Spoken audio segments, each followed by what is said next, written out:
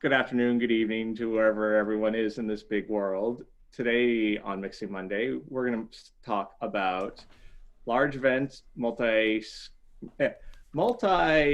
stage events, and later on, we're going to talk about what we've been learning and doing during this whole 6 month period.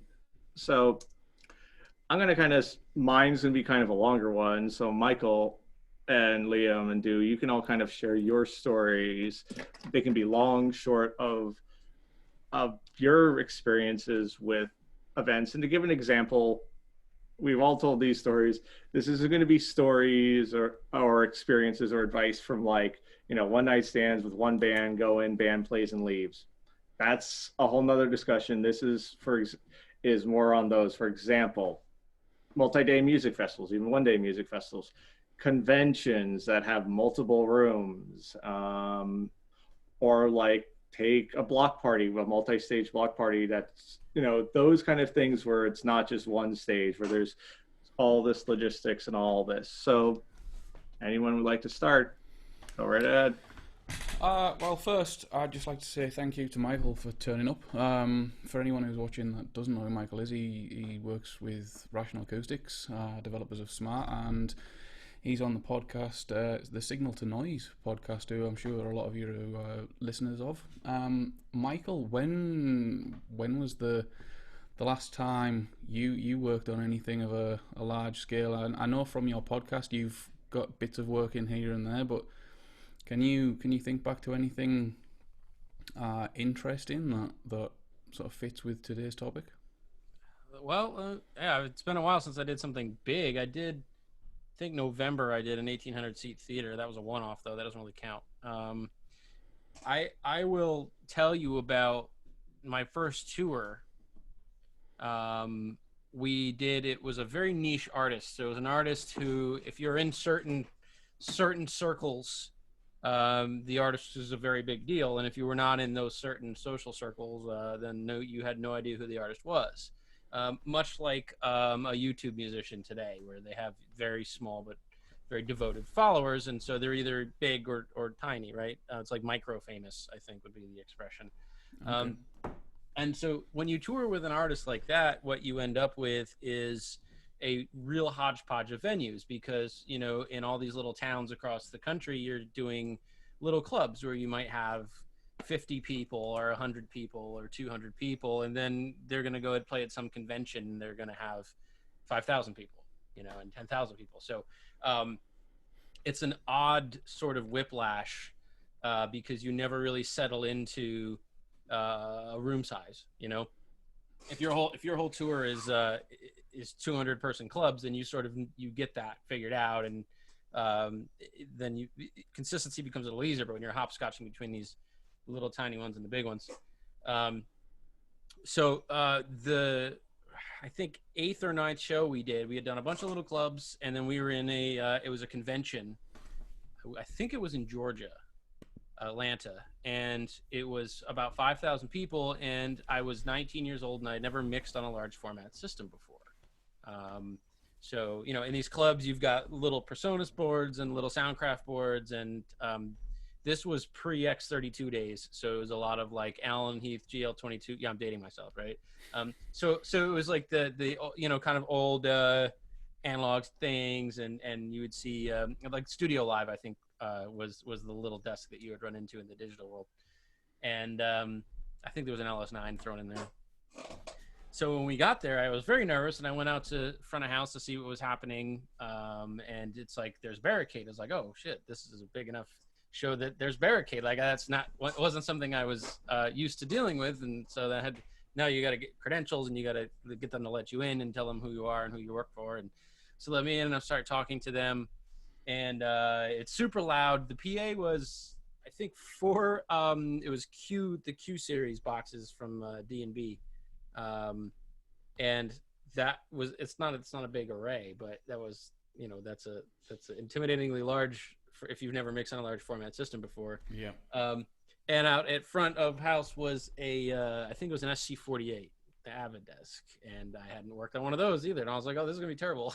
So The first thing that struck me, which I think this is actually an interesting tidbit to carry on that's actually productive for people.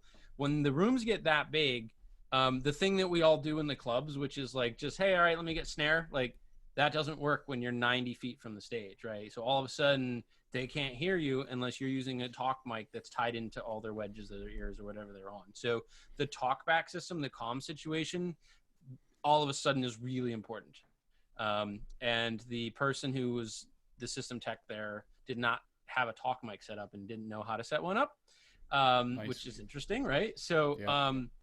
I actually ended up just calling the band on my cell phone. But that's not a great way to conduct a sound check, right? So I think one thing to think about when you're getting into larger events is comms become the backbone. You have to be able to talk to the front of house, has to be able to talk to backstage. I have to be able to talk to monitors. I have to be able to talk to the production trailer. I have to be able to, everyone needs to, so the, the Motorola radios that everybody carries around become critical. They're fun to have on a small show. They are essential on a big show. Those types of things. Having a schedule and sticking to it, having a written input list becomes important because you are not patching your own stage now on a bigger show, right? So giving people on stage very clear instructions on what needs to be done and how it's to be patched and this and that is important.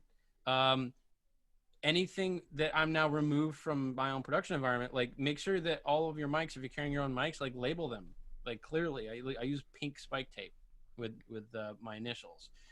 Because again, someone else is probably going to be doing that for you, or after your set is over, you have to make your way up there before the stagehands take those mics and go bury them somewhere. So all of these things that weren't issues for you because you were doing it all yourself become big problems, right? And I was really nervous. I didn't know how to use the desk. Luckily, that show was like 11 or 12 inputs. I think the best thing I did for myself when I inherited that band from the previous engineer was strip down the input list as much as I could. It took them from like 22 down to 11 or 12. Because when you're in tiny clubs, you're not miking overheads, right? I don't need a hi-hat. So got rid of all that stuff. And what that allowed me to do was walk into a venue where I had a different board every night that I didn't know. And having your number of inputs means that you get that much extra time back for stuff like sound check because you're not spending all this time patching the stage. I got rid of as much wireless as I could. I got it down to one input of wireless. So you're not battling with the RF coordination thing every night. So I knew that I was at a disadvantage because I was young, and when you're young, the house people don't want to deal with you. They think you're an idiot, right?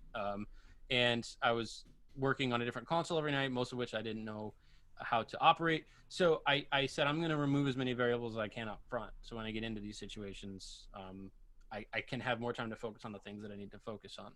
So that was a big help. Carrying our own vocal mics was great for consistency. And then the show was fine. I found some fan that had put the setup on YouTube later. That's sort of the great equalizer now, right? You go look up your show on YouTube and find people that were in different parts of the venue. And the system tech in me was like, all right, well, how did it sound here? How did it sound here? How did it sound here? If you did a good job, all of those recordings should sound correct. It should sound similar, right? And can you hear the vocals on the cell phone recording? And I did that, and it actually ended up sounding fine. And it was really clear, and I was like, wow, this is interesting, because when you're on, a large format line array like that, the directivity is so much better than your typical club point source, that you can be 90 feet away and still have it sound really, really clear, and you don't have all this crazy room stuff bouncing around. So that was a new experience for me, where I'm like, wow, it sounds like the vocals like, right in front of my face. Because, when you get into larger spaces, if you deploy your system that way, whoever done it did a good enough job that, got rid of all that reverb stuff. And so it was thing that I was like really scared about for no reason. And what I found out is that's the system tech's job. Let them deal with that. Let them figure out how to hang the system and where to put it and how to make it sound good. And you're the mixing engineer. You're just going to mix. Trust the PA to do its job, right? Now that's maybe some rose-colored glasses there. If it's a festival, one thing I would definitely say is walk around while the other bands are playing. Walk around and see how much louder is in the front. See what the subcover, like have that idea in your head of what the other audience members are hearing. So when you're mixing, you know that. But I mean, I will gladly, if I'm the band engineer, I'm touring with the band, I will gladly let the system tech worry about that. And I just went up and mixed, and it was fine. But it's kind of jarring. You figure out all these things in your workflow that you take for granted and part of your routine. And then when you get into a bigger show, they're totally not. They totally don't happen that way. So that was a long story about nothing. I'm sorry. No, it was good. It was good. And it's funny to hear you talk about being behind the board. I always think of you more as a systems kind of guy. Mostly sort of associate you with the rational acoustics side of life. Have you ever had to tackle any maybe any events where there've been neighbouring stages from a tuning or an optimization point of view, or has that only ever been like a mixing point of view? Yeah, that's a great question. I mean, like my first, I was always mixing, right? When I was 15, 16, so like when I first got into audio, as we all do in our schools or whatever, you know what I mean? And it wasn't until I got older that I realized like, oh, systems engineer is a job, and I got more interested in that. And I actually remember the day when I sort of had the realization that, oh, I'm I'm a system tech. I'm not really a mixer. And it was a disappointing moment because nothing's exciting about being the system tech. Like the mixer gets the glory. That's cool. You know what I mean? So I was like, oh man. And one thing that I had to do was like come to peace with that, because the front of house that's the exciting job that, you know, but sort of come full circle during this pause. One of the things that I've been working on is upping my mixing game. And okay. I no longer want to have to say to people, I mix like a system tech, you know, so I've been working hard on that. But to answer your question, directivity of low frequency energy becomes really important. I mean, anything above like 500 or 600 hertz with a large system, it's going to go where you want it to go. We're pretty good nowadays, right? Trim height becomes important. Fly as high as you can and angle down, so you can run your system into the ground at the back instead of just blasting it for thousands of feet. So that stuff becomes important. Directional, you know, sub-cardioid arrays, those to end fire arrays, anything you can do to steer that energy where you want it becomes important. A great tip is to use delays, even if you're not sure you need delays, because of that inverse squared law, right? So if you're at the back of the venue and the energy there's coming from the mains, think about how far back you have to go to double that distance and have it drop by 6 dB. Now, if the energy at the back of the venue is coming from a delay tower that's only 90 feet in front of you instead of 300 feet, you only have to back up 90 feet to make it go down by 6 dB. So that, since it's closer to the boundary of the area, that the distance doubling is smaller as well. So that's a huge thing that we recommend people do when they're up against either spill between stages or they're dealing with Outerlands Festival in San Francisco is a great one.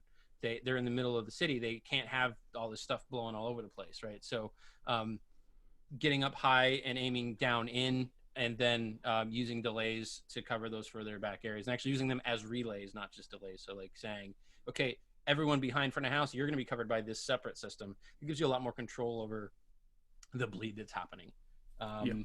You know, those are a couple big ones. Pointing the stage the right way is huge.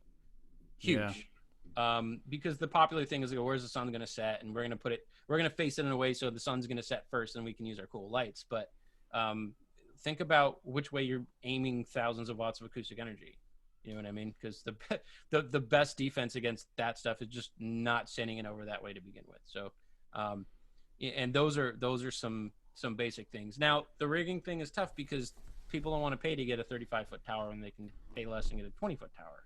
You know, but so these are those battles you have to fight, and you have to establish early on: is this a priority? If you're out in the middle of a farmer's field and no one cares, then save your money. But if you're up against a situation where we can't have bleed between stages, or the stuff that people call us for more often is we're up against a rule the city's going to fine us, right? Or we're going to get noise complaints, or there's money on the table, there's liability on the table, those types of things. If you're going in and saying, oh, this is a priority from the beginning, then when I go, okay, well, I want to fly these 10 feet higher or whatever, that's a reasonable accommodation. Yeah. And, you know, and a lot of the stuff that I talked about at Live Sound Summit applies here. Solve that problem mechanically. Solve it at the source. Don't go in later and say, well, what can I do with all pass? And like, can I steer this? Just don't point the speakers that way to begin with. That's always going to be the best solution, right? Also, I think, you know, paying attention to the schedule and what bands are playing in proximity to each other and at what time is helpful. You know, having an acoustic act on a supporting stage when you have Iron Maiden on the main stage, that's not, you know what I mean? Like, so if you just play pretty careful with the schedule, I think carefully enforced SPL speed limits become important, you know. And generally, when we're looking at are we hurting people, we're looking at the A-weighted limit, you know. But for this, we're talking about bleed. You're going to look at the C-weighted limit, and what are our subs doing, you know, and keeping that spill from the different stages. Bob McCarthy has a great presentation on YouTube about the Roskilde Fest, and how they did exactly. They had 6 or 7 stages. And so it comes down to where are we going to put the stages? How are we going to aim them? Where are they facing? Are there natural barriers? Is there a hill that we can use as a barrier? Are there trees here that we can use as a barrier? And then what bands are going to be at what stages at what time? And then, hey, let's steer our subs, right? And then, hey, let's have everyone perform at a reasonable level. So there's a 4-pronged attack for you right there. And none of those are game changers on their own, but thinking about all 4 of those versus not thinking about any of them is a night and day. It's huge, right? So I think the theme is to just start thinking about this stuff as early as you can. If you get up there on the day and they say, hey, it's too loud, the neighbors are complaining, like months ago was when that conversation should have happened. You know what I mean? It's a true story, and I tell it all the time, but I was at a gig, and it was an 18 or 1900 seat theater, and the band goes in and they sound check, and it's great, and then we go to dinner, and we come back, and they open the doors, and now it's 7:55, the band's supposed to go on in 5 minutes, and the house guy comes up, and he says, hey, keep it under 95, and he goes back in the office. Come back, right? Like that. So first of all, like, put aside for the fact that you just said something that is technically meaningless. That needs to be in your contract when you book the show. That needs to be on a sign that's posted at mixed position. The band management needs to be made aware of that. Telling me right before they walk on stage after they've checked, when their monitors are probably, you know what I mean? So I think making sure no one's getting caught off guard, right? That shouldn't be a surprise to anybody when that stuff is in place. Advancing comes down to advancing to have the tech packet that goes out to all the bands. I mean, you hear the stories about, well, we showed up and there was no monitor console. Like, how did that happen? No one made a phone call. No one asked, right? That's so I'm a big fan of doing that stuff as early out as I can. You know, even the local stuff. I have some local stuff on the calendar for November right now. My show files are built. My input lists are ready. My documentation I'm going to print out and give to the stagehands is done. If you wait till 3 days before the show, you're going to discover an issue that, you know, I found out, you know, one time, oh, this act needs X number of inputs and our splitter is only X minus 4. So, you know, we have 4 other inputs here that won't fit on our splitter. And because it was 4 months in advance, I was able to call the production company and say, hey, I need a bigger splitter. And that's it. And it's fine. And it never, you know, then that's what comes out on the truck instead of me getting to the venue and setting up and realizing, uh-oh, we have a problem at sound check, band's waiting around, right? So moving everything forward in time and planning through it, I think just that change in and of itself can make a lot of these issues get smaller just because you're not surprising people with them. I don't think it's polite to have the visiting engineer show up and to put a speed limit on them that they didn't know about. No. One thing you mentioned there, and you've spoken about in one of the episodes of Signal to Noise, was that same story there, and you kind of got into the idea of more people should be educated a little better on the meaning behind some of the noise limit terms, different weightings, LEQ, what time frame we're looking at, things like that. How likely and how difficult is it going to be to get venues to educate or get people trained in things that on the surface don't seem to be part of their job title or job description? Do you think there's an easy way to get venues to do that? I think it's like a tugboat, right? It's a slow, steady push. The thing is, if you back up 30 years, Beatles at Shea Stadium, those sound systems didn't have the capability to hurt people. They simply weren't powerful enough. And the stuff we have now, you can give someone damage in a matter of minutes. They're that powerful, right? So it's a thing that we now have to think about. It's a professional and ethical part of our job that didn't used to be. But in the sense that it's a safety concern, let's start there, right? Bothering the neighbors and stuff, let's put that on hold for a second. But my first concern, and I hope everyone's first concern, is that we're not hurting people, right? if you're on a show site and you're not the head rigger and you see something dangerous in the rigging, that doesn't mean you don't say anything just because you're not the head rigger. Yeah. If you're on my show site, I don't care if it's the janitor, anybody that sees something they think is dangerous, I want to know about it, right? Anybody can speak up. That's my rule. If you think it's dangerous, tell me, okay? Same thing with electrical. You don't have to be the E1 to go, wait, don't plug that in, that cable's frayed, or wait, this isn't grounded, don't plug in, or undervolted, don't plug in, right? We're talking about things that keep people safe. And so, you know, if it's a dangerous situation that there's people's health and safety at risk, we all have a stake in that. So there was this great dialogue on Reddit a couple of weeks ago, and it's like, well, is that I'm just a system tech, so as long as he's not blowing up my system, I'm going to leave that to the mix engineer. And I don't think that's the proper attitude. I think we all need to be vested in you know, and making sure that we're doing this safely. Why is it that we're more concerned about, oh, as long as you're not blowing up my PA, I'm not going to say anything. Like, you're willing to let people at your show be injured, you know, and have damage done to them, but as long as your high frequency drivers are fine, I'm not going to say that. Like, I reject that. I think we have a professional and ethical responsibility not to hurt the people that come to our shows, right? Yeah. Yeah, go ahead.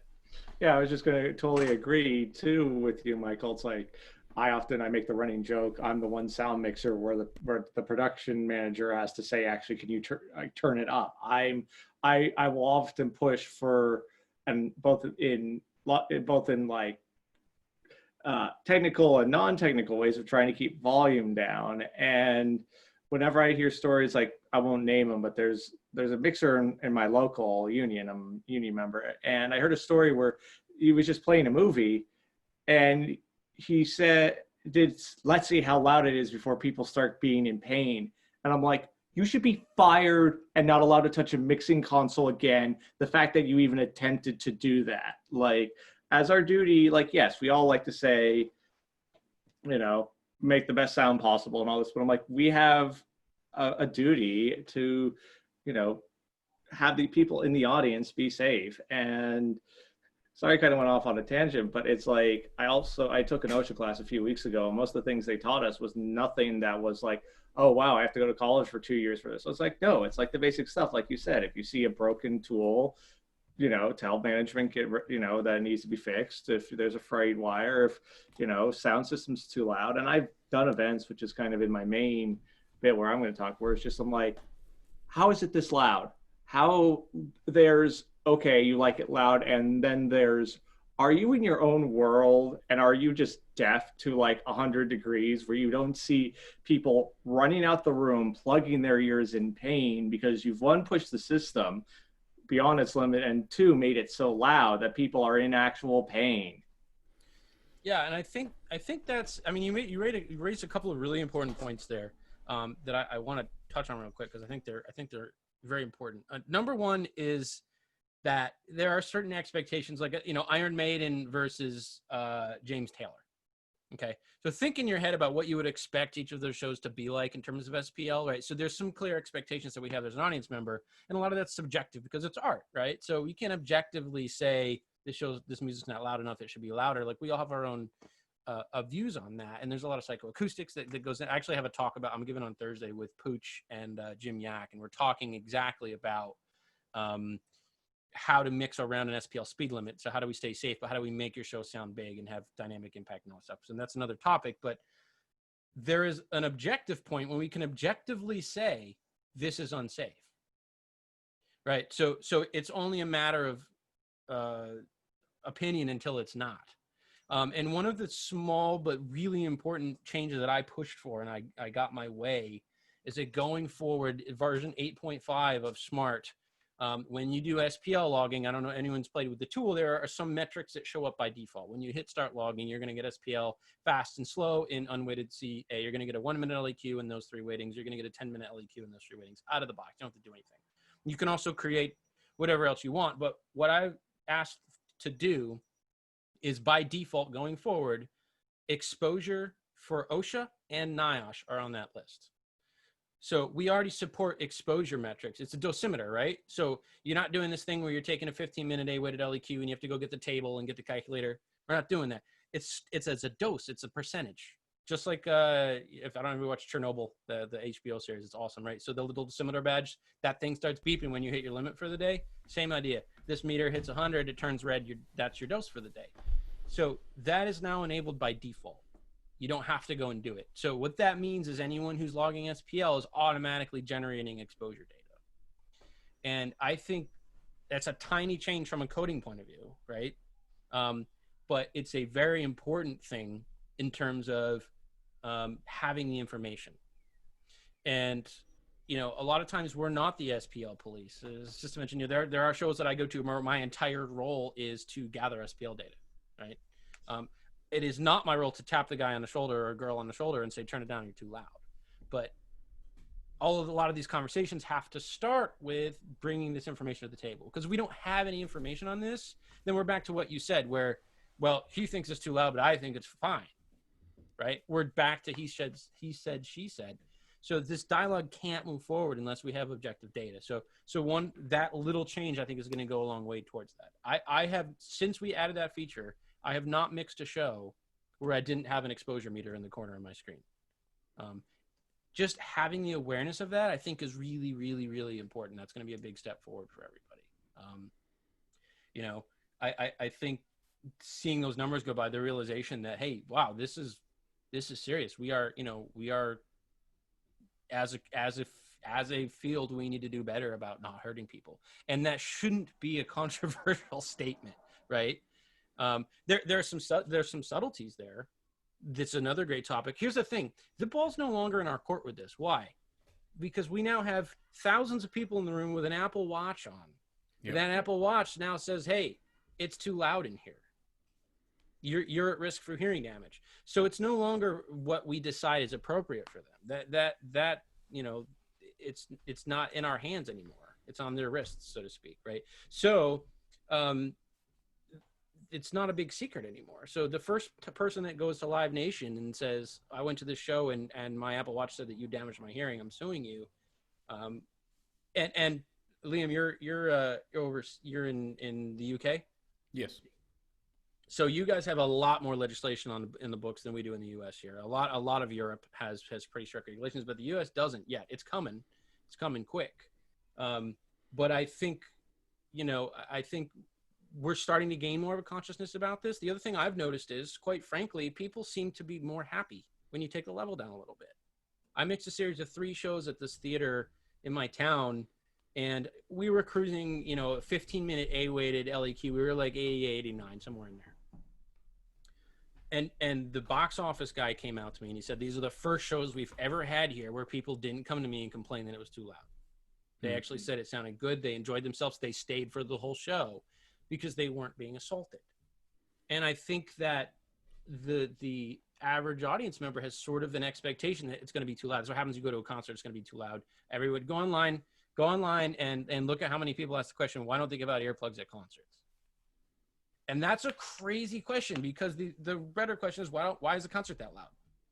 Yeah, they should, you know, if the concert needs earplugs, then the concert needs turning down. Right. Yeah. Right. And Michael, you kind of brought up an interesting something that I can tell. It's a short version of my story. Is like 2 or 3 years ago, I was at a convention where we at every night we had this big, you know, rave basically, and we had this big killer sound system. And long story short, I got to be on the board for about a DJ set or two. And I put it at my reasonable volume. I didn't put it at like, you know, easy jazz listening. It had some kick to it. Like I had a $250,000 sound system and I'm putting some stuff to it. The guy from the rental company comes to front of house and says, you need to make it louder. Now I knew that guy had been up since 8 a.m. in the morning. And I went, okay, man, okay. I I put up the fader, and the moment he left, I put it right back to where I had it. And I'm like, why he came up to me made no sense, because not a single person in the audience came up to front of house. And front of house was easy to get to. It was on a raised platform with an easy stair and no security. So anyone could have, and there was nothing in front of it. So someone could have just come up to me and say, hey, I can't, it's not loud. No one came, and everyone was still having a great time. So that whole idea of like, it has to be stupid loud to enjoy, regardless of the genre, I think that's something that kind of needs to go away. And Yeah. Yeah, I But think. Well, I mean that one of the things I've thought about is um, literally doing an audience survey after the show, because you get, the Ticketmaster people send you an email. Hey, did you like the Blue Man Group show? If you click yes, here's 3 other shows you might like. So how about a survey on your way out? This says text your answer to this number. What did you think about the level of the show? Too loud, too quiet, just right? Right? I mean, where's that data? Uh, if you get to a point where 90% of the people leaving your show say it was too loud, I think that needs to be something we pay attention to, right? Um, there's a lot of really interesting stuff here. The link between SPL and intelligibility. If you go into something reverberant like a church or a cathedral, they'll always say, "Man, our system's not loud enough." No, it's plenty loud. It's not intelligible. Turning it up is not going to fix that, right? So a lot of times when people say "turn it up," I can't hear. They're talking about intelligibility. They're not talking about SPL. Um, you know, one of my projects for quarantine, the band, the local band that I've mixed them for years. So I have a lot of control over that. I have a show file that is very well developed, and I work with them very closely on their sound. And one of my projects was, let's take their cruising speed down by 3 dB, because 3 dB is a nice number because that doubles your safe exposure time under 9-inch, right? So it's going to take us twice as long to get that same amount of dose. So if we can reduce our show by 3 dB, which is not a huge number, right? You've done half of the damage to your audience. You've given them half of the dose, and I argue that's a huge improvement. And so then you get into, well, what makes this mix sound loud and full and punchy? What makes us experience a sensation of loudness? A lot of stuff going down in the sub-range. The systems that extend lower into the frequency. There's a great report from the AES that I was one of the contributors for, is the noise pollution and sound exposure at outdoor concerts, understanding and managing. It's a free paper, and a lot of it has to do with what can we do to create the sensation of loudness without being at objectively unsafe levels, right? A little bit of distortion on your bass, like saturation, tube saturation, right? Sounds louder, sounds more present. The SPL didn't go up. So there are these things we can do in our mix, redistributing that energy. One of the neat things, I'm not going to go down this rabbit hole, I promise, but if you look at the any rabbit hole A-weighted, you like. No, go, Michael, just so you know, unlike not other ones, this is literally to go down that rabbit hole. All right, It's like so we have no real set time limit. It's all as long as you want to go. So one of the things that I'm giving as part of my workshop on Thursday has to do with, if you look at the C weighting curve, which rolls off only a little bit at the frequency extremes, right? So it's including most of our sub energy in there. And the A weighting curve rolls off at about, it's 20 dB down at 100 hertz. So basically all that sub energy is not part of our measurement. So if you look at those two numbers, if you get a meter that's A weighted and C weighted, and you look at the difference between them, if that number's big, that tells you that there's a lot of energy in the sub range, right? That's not being picked up by the A weighted measurement. If that number's small, that tells us that most of the energy is up higher in the frequency range. So that C minus A is something that in 8.5 I actually designed into as a weighting curve. So you can get C minus A as a meter now. Okay. And so that gives you at a glance what's going on with the balance of your spectrum. And so that has a lot to do with how we perceive this stuff, So when you're going to a different venue every night, one of the things that we're chasing is that low frequency tilt up, right? That we're all is different in every room. And so kind of a one number metric on how tilted your mix is and where the energy is distributed tells you an awful lot about that. And so, that's I make the argument that if they say our limit is a 15-minute A-weighted LEQ, you can't go over 99. So putting that up on a meter and waiting for the alarm to go off to wonder if you're going to get fined, I think is a really lousy way of doing that. My position and what my entire workshop is about is, let's find ways to get context on our signal. Let's look at, it's not the old days where we have a handheld meter and we have to pick A or C and fast or slow. We have a lot of options, and I can see as many as I want, right? So how can I look at my signal and with a bunch of different metrics, give myself some more context? So rather than looking at A or C, let's look at both, and let's look at C minus A. So now I know a lot about spectrally what's happening. Let me look at a 10-second LEQ and a 1-minute LEQ and a 2-minute LEQ and a 5-minute LEQ and a 10-minute LEQ, okay? And let me make them all in a line on my screen. So when I look up now, I can see where I am now compared to the last song, compared to the song before that, compared to the last 3 songs. Am I on an upward trend of level? Was this a loud song? Was the song before that less? Do I need to start pulling it back? Right? And so you get into situations where you can absolutely have loud moments. My friend Jason, he's the front of house engineer for the band Train. And when you go see Train, it's just hits. They play hits for 2.5 hours. It's fantastic. And he's cruising along at a decent level. And that last 30 seconds of Drops of Jupiter, they close their show, the confetti's coming down. It's really awesome. And he's cranking it because everyone's cheering, and you have to get over them for that. And it's loud. He was at like 104A. He was really pushing it. But that's okay because he didn't sit there for 2 hours, right? You can have these loud moments. And because you haven't been loud the whole time, there's a lot of impact there. It really hits the audience pretty hard. Whereas if you're hammering them, you have these psychoacoustic responses in your ears where muscles start to tense up, and literally your ears become they're going to, it's like the emergency brake on your car, right?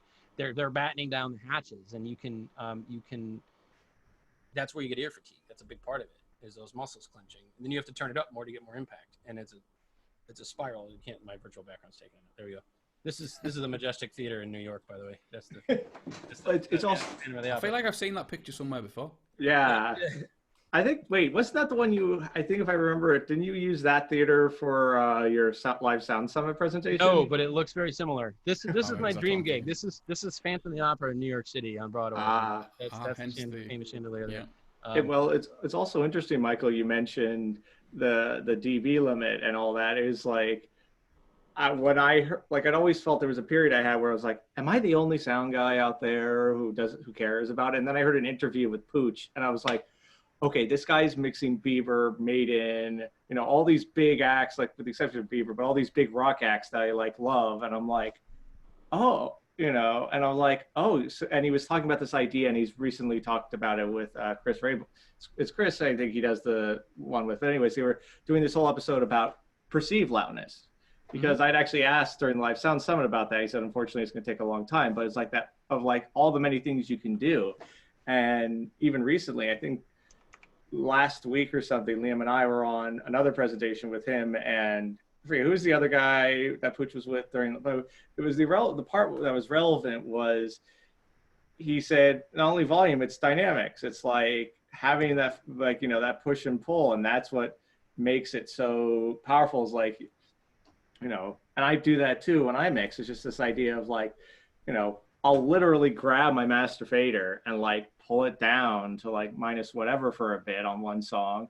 That way, when they hit back into the hard one, I pull it back up a little bit, and it feels that push because it's even with the exception of any album that's been a victim of the loudness war, you look at let's take the 60s, 70s, and early 80s albums.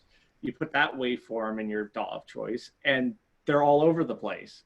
But that's what makes them sound so powerful is because you have that moment, that push and the pull where it's not constantly pounding at you. I'm glad you said loudness war because I was going to mention it. We're up against a very basic, very primal psychological reality here, which is that to a human being, louder sounds better. Yeah. If you take 2 identical audio signals and one is half a dB louder and you play them to somebody and say, which one did you like more? They will pick the louder one every time, right? So this is where this comes from, but we have enough tools at our disposal these days. Dynamics, saturation, the way we play with the spectral distribution of energy, where it's sort of become a brute force to just say this mix isn't exciting to me. I'm going to turn it up more. That should be an indicator that your mix could be better, right? If you keep turning it up and you're never feeling satisfied with the mix, that should probably tell you something. And Crest Factor, Pooch mentioned Crest Factor. So, the idea of looking at the ratio between the RMS or the average level of the signal and its peaks, right? Plays a huge amount in our perception of loudness, directly tied into the loudness wars like you were talking about, Scott. So here's a question. This is so important to our loudness perception. What's the Crest Factor of your board mix? Does anybody know the answer to that question? Can you answer that? People can't answer that. So if we were, doesn't that seem like something you want to know? Because it's so important with how we're going to perceive it. Measure, take some, and that's something I did, take some board tapes and measure the Crest Factor of them. And it's really interesting stuff. And from a systems engineering aspect, it's interesting because that ties into how much power is our system drawing. You know, that 1,000 watt amp is not drawing 1,000 watts. We know that. When we turn that thing up with pink noise or M noise and we crank it up till it's hitting the limiters, that 1,000 watt amp is going to be pulling about 125 watts from the wall, right? So, so that's because of Crest Factor. But in terms of how that ties into a perceived loudness, that's something that people haven't really thought about all that much, is what I found. So one of the things that I show in my presentations on this stuff is a way to create sort of a poor man's Crest Factor meter in Smaart, because we can do it, right? This tool set that we have, and not just Smaart's tool set, but I mean, even the stuff that's in a free DAW these days, we have so many tools at our disposal now that if you want to answer these questions, you can answer them. And that's I think why Smaart SPL was such an exciting project for me to be involved in, is because this is, like we talked about, there's some real ethical implications here. That as a field that we need to start paying better attention to. And so it makes me happy that you don't have to spend, if you're a church, if you're a house of worship, if you're a small club, you have no reason to buy a dual channel measurement platform.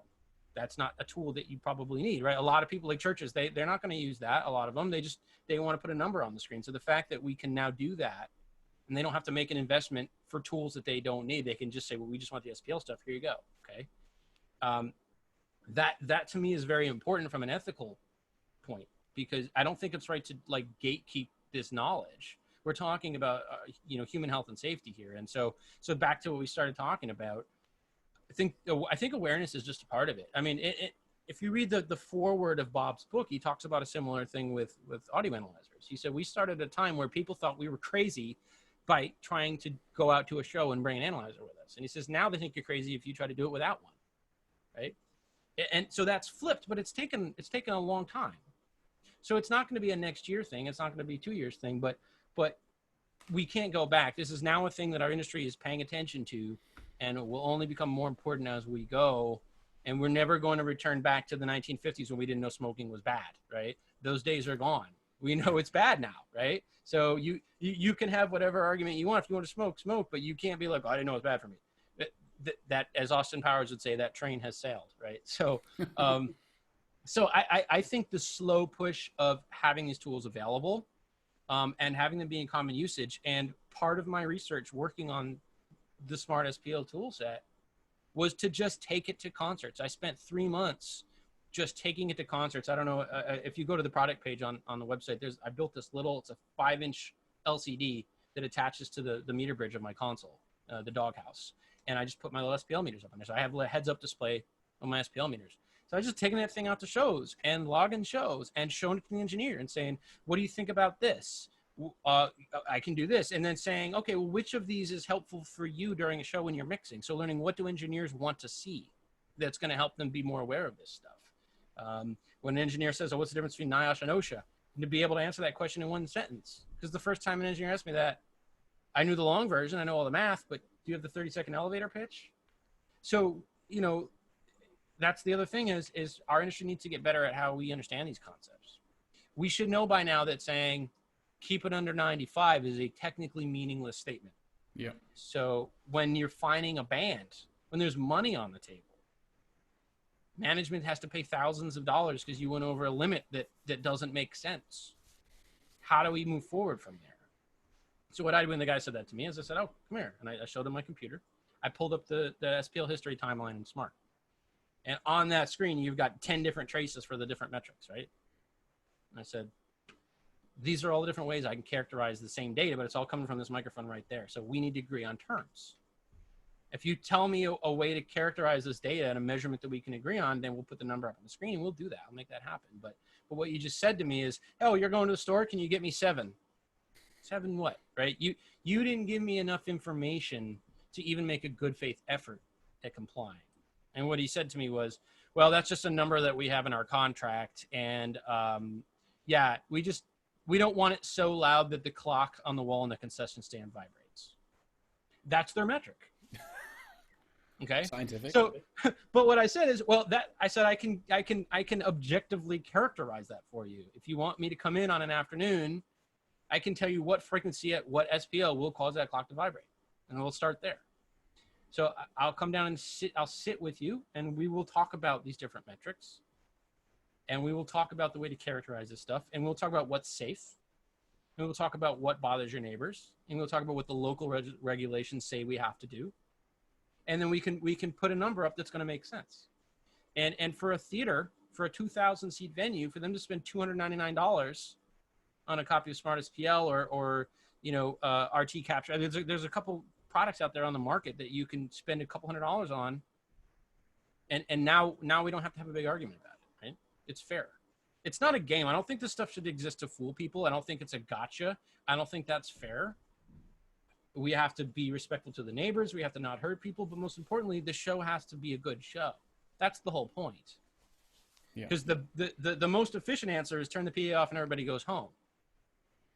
Now we don't have to worry about bothering neighbors or hurting people. But that's not a great answer. Why? Because we want to have a show. We want it to be a good show. So now it says, well, let's have a good enough technical understanding of this concept and a good enough understanding about how humans hear and perceive that we can meet all three goals. We can have a great show that's dynamic and has impact and is engaging and lights up our neurons that only loud music does. You know what I mean? But is still safe and is still respectful of the people around us. And that is not an impossible goal, but you can't shoot from the hip.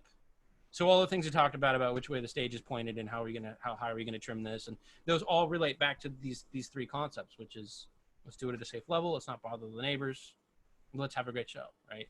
And now's better than ever, I think. Think about something like EAW, the Anya, the adaptive stuff, where you can literally say, we didn't sell the balcony tonight, let's shut the balcony off, and it's off with a click.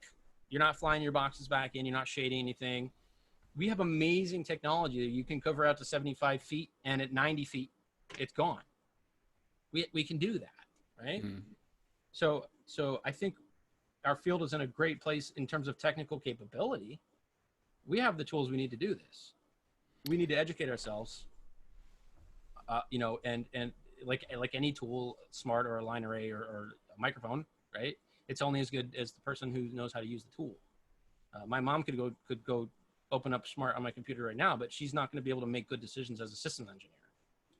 So there's personal education that comes into this, and there's ethical responsibility that comes into this. But I think the tools are all there. I just think that we need to try to work forward our own understanding of it. And I think, like one of the first things that you said, Scott, holding ourselves accountable. If I see my colleague who's I've been working with a local lighting designer since I was 15. We've been working together forever. If I see him do something dangerous, I'm going to call him on it. If he sees me do something stupid, he's going to call me on it. We rely on each other professionally in that way because it's in both of our interests so that a show that we're working on doesn't injure somebody, right? And as a result of that, we've been doing the shows together for 15, 16, 17 years now, and no one on either of our crews has ever been injured during a load in or a load out of our show. 0 injuries. And that's pretty rare. If you think, I mean, Scott, you're in the union, you probably see your fair share of people getting hurt during load in and load out, right? So I think we all have to say, I care enough about myself as a human and about you as fellow humans and as my coworkers that I don't want to see bad things happen to you. And that's the dark side of this. The underbelly is we are going to get hearing damage way before the audience does, because they might go to 6 shows a year. We go to a show every night, right? So if you look up what the World Health Organization says about concert exposure, they go, yeah, okay, so 100, an LEQ, the length of the show, equivalent to 100 dBA. They go, you can do that 4 times a year. That's all right, We do that every night. That's a whole different ballgame. So even before we have to start talking about protecting the people at the show, we have to start talking about protecting ourselves. And you also bring up, I forget whose presentation it was during Live Sound Summit. I don't know if it was yours or someone else it was like, I think it was a WHO meeting where they were mentioning the even for moderate dB levels of concerts. And they're like, no way, you're making this up. No way.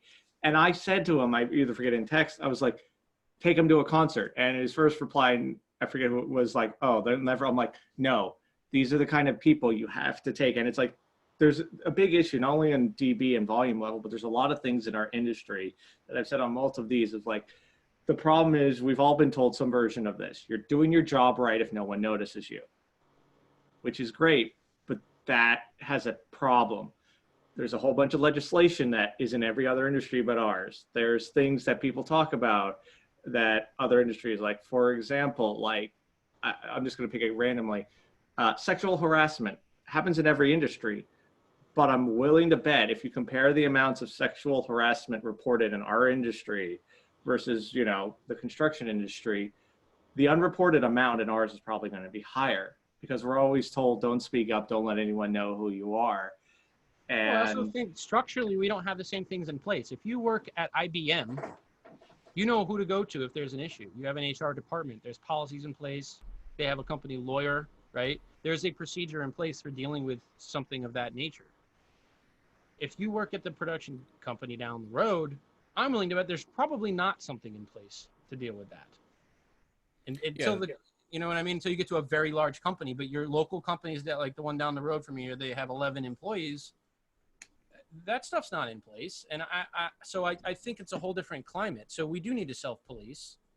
Absolutely. And the other thing is, you talked about OSHA training. Great point, right? Another dangerous myth. We're under OSHA. As long as we're under OSHA guidelines, we're not damaging anybody's hearing. That is false. OSHA is the point of liability. That is when it's gotten so bad that you have a legal basis to file suit, right? It is not what's safe. And NIOSH has a great paper about this, but you still see huge amounts of people with hearing loss coming out of environments that are OSHA compliant. NIOSH is about what's safe, is about what's actually going to damage you, not when you can sue. And so when you put those two exposure meters up in Smaart, that NIOSH meter fills up way quicker than OSHA because that's what's safe, and that's what we need to pay attention to. And the rub, like you're pointing out, Scott, NIOSH is not a law. It's not a policy. You don't get fined for violating it. It's a recommendation.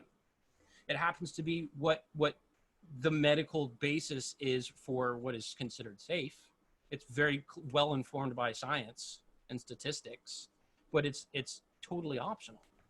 And so even if legally we're held to what OSHA says, that doesn't mean we're protecting people. So it really goes back to personal responsibility. And I hope, a friend of mine, another person who's closely involved with the Live Sound Summit, I won't mention his name, but he was asked to go and do a drive-in concert, and they were using an FM transmitter that was illegal, like way illegal. In the U.S., I think the unlicensed operation is something like 10 milliwatts or something. It's much less than a watt, what you're allowed to broadcast. They were just huge amounts of power, 30 watts, stuff like that. And he said, I'm not doing that. I don't want to get in trouble because in the FCC rules, it's the operator who gets in trouble. It's not the venue. It's not the production company. It's you're mixing it too, right? And he said, I'm not doing that. And they said, all right, well, you're fired. And to me, that's backwards. Because I don't think saying when we go out to do our jobs in the professional world, hey, let's try not violating federal law. That shouldn't be a controversial statement, right? I think we can all agree that not violating federal law is like a reasonable basis to start with when we go out and do our jobs. And likewise, I think let's not damage people, let's not hurt people should be a reasonable basis to start with in our career. So I think we need to just keep the awareness up, keep talking about these things. Answering questions is a great thing. So like the fact that everyone has it on their watch now. A lot of people have asked me, how accurate is my watch? Well, that's a great conversation. Question. Right. How accurate? Oh, do you have a question, Liam? No, I was just going to say that was going to be my next question, whether or not you know anything about the accuracy of the Apple Watch Sure. sound meters. Yeah, so obviously we looked at the iPhones, we looked at the Android phones, we looked at the Radio Shack meters, the Galaxy meters, all of these things that if you go into a shop, you're likely to come across, right, to produce some sort of SPL measurement. And what we have to remember is we're talking about it's a high precision thing. The NIOSH, the OSHA, the exposure stuff, what we found out is, so you're talking about time. I'm going to answer your question. I'm going to get there. The exposure says, if you look at the NIOSH chart, it says, okay, if it's this level, you can be around it for this long, right? So we're equating time and level. The level goes up, the time you're allowed to be around that goes down. So if we get to a point where we look at NIOSH and we say, okay, well, if the level goes up by 3 dB, that halves the amount of time I can be, then we see that we have to be pretty accurate here. For 7 dB off, it's a meaningless thing. The math comes out such that you really want to be within a dB for that exposure measurement to be meaningful. You still, for a 1 hour show, if you're off by a dB, your window of uncertainty is 24 minutes. That's pretty significant error still. At 2 dB error, the window of uncertainty in your measurement is the length of the event. I argue that at that point, it's not even useful data. Okay. So you go, well, it was a 60-minute show, but depending on how our rig's calibrated, we could have hit the we could have hit the limit in 60 minutes or 30 or 90. Well, why are you measuring? That's like me saying my weight is either 150 pounds or 70 pounds or 200 pounds. There's no point in taking that measurement, right? So really, really, we want to be within a dB for accuracy if we want that exposure number to be meaningful. So that's a long way of saying that if we go back to why are we measuring? If you're like, hey, I'm just going to measure for consistency, a lot of front house engineers, they want to hit the same numbers every night. My friend Kevin McCoy, who mixes the Hamilton tour, we talked about him on the podcast if you heard that episode, and he uses an SPL meter. He's like, it's not calibrated. I don't know what it actually means, but he goes, I know that at this part in the show, I want to hit this number every time. So he's using it as quality control. Yeah. Just to give the audience the same product, right? If you're doing that, use whatever you want. That's fine. The Radio Shack meter is fine. The Galaxy meter is fine. Now, one of the cool things about the Radio Shack meter is depending on how you hold it, that number is going to change by over 6 dB. So point it the same way every time, okay? That's a thing. But consistency measurement, there are a lot of great tools and your iPhones and your Android apps. A couple problems with the phones. There's a couple studies that people can go and dig up or email me if they want to know. Nash looked at like 130 phones, the apps themselves. And out of 130 apps, they said only 2 were within a 2 dB window. So the number that your phone is producing is probably not a meaningful number. Now, again, if it's consistency, that's fine. If you're using it to make decisions about, are we legally safe? Do I have to pay $10,000 fine? Or is this safe? Is this hurting people? Don't use your phone, right? The other problem with a lot of phones is they go into hard limit, like 95, 100 dB unweighted, right? So at a show level, your phone's in clipping. One of the things that I look at in my workshop is if you're cruising along at 100A slow on your meter, which is something that we all have a little bit of mental reference for that. Slow is integrated, it's RMS over a period of time, which means that the peaks, because we're talking about Crest Factor, the peaks are higher than that, right?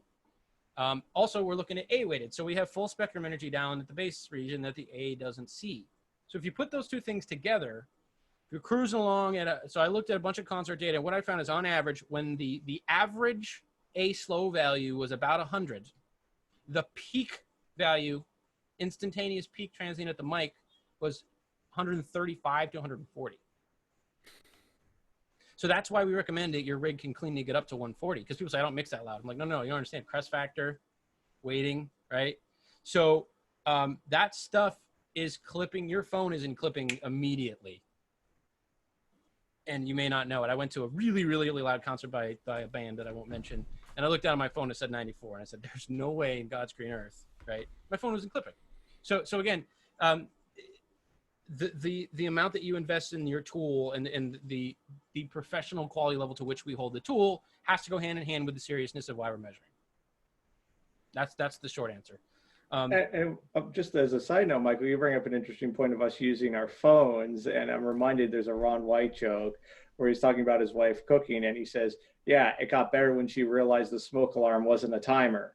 And I feel we sometimes think the silliness of that, we think our phone, it's like, no, your phone is the equivalent of the smoke alarm. That's what I'll admit, I'm as guilty as using it there, but I don't use, I even knew this is inaccurate, but I go, okay, if this is suddenly saying 120, I'm screwing up somewhere, not as, okay, I know exactly it's this. That's all I kind of use it for, but. Yeah.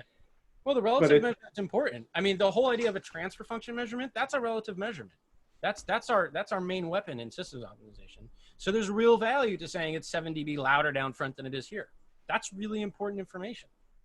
So don't discount that as a tool, but my thing is don't make a decision that requires knowledge of an objective number, meaning are we compliant with this rule? Are we going to get fined? Is this dangerous? For that, we need to look at a different tool. That's the point. But I think, I mean, I've done this. You go to a concert and you film it. As you're filming it, you're like, the audio is going to be overloaded and distorted, right? But I don't care. I'm going to do it anyway. You go and listen to it. It sounds garbage. Why, for 1 second, would you possibly think that SPL reading is accurate if you know that your phone is in clipping, right? Clearly, it's not accurate. So yeah, we bought. I spent like weeks just buying Radio Shack meters and the Galaxy, whatever they are, just a bunch of them. And on the package, they all say within 1.5 dB or within 2 dB. They all say that. Out of 7, I think no, out of 8 meters, I think one was within 2 dB, 1 or 2. They come out of the box, they're not closed. So one of them was so low that when I put it on the calibrator, it actually couldn't be calibrated up high enough. It was that crazy. Another thing I'm looking at is how do these things drift over time? If you go back and you calibrate this meter once a week for 4 months, is it stable? Does it change? Depends on the meter. What happens if I leave it in my car and it's really hot or it's really cold? I spent a whole day down in our headquarters in Connecticut putting SPL meters in the freezer, calibrating them, put them in the freezer, take them back out. So the question is, how long does it take to come back? Does it come back? Is it damaged?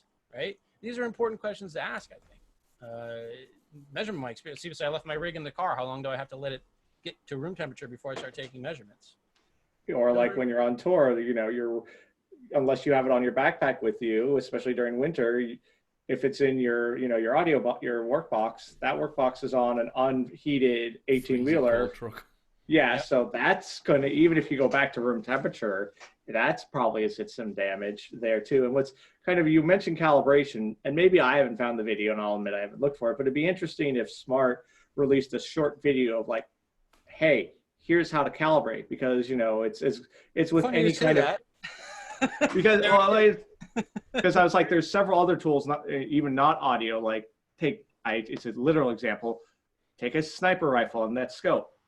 You may look in your scope and it says you're going to hit the bullseye and you're aimed exactly at the bullseye, fire the bullet, you're a mile off because the scope wasn't properly aligned. So it's like alignment's fair, but it's like I said, it's something I'd be I want to learn, because it's like, if I'm using this tool that I'm going to put, no matter which version, even SPL's $300, I'm like, I want to actually know how to use this right before I put $300 to $900 on it.